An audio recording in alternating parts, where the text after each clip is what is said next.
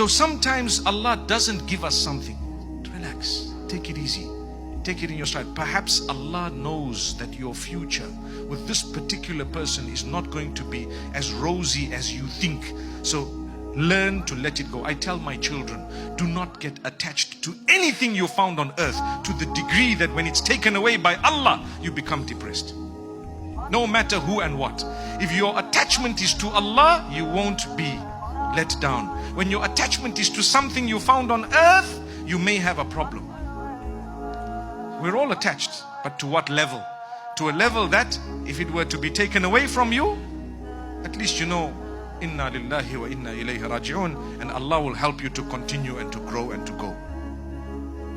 So, my brothers and sisters, Allah Almighty favors us sometimes by taking us away from things. I can give you a ton of examples. You might have heard me say in the past that I know of someone who lost his job and kept applying, and years later he started up his own thing and made more money than the entire business of where he used to work before within a few months. And Allah kept him that way. Allah kept him that way for a few years, and Allah knew that I'm going to open your doors in such a way that you will never ever regret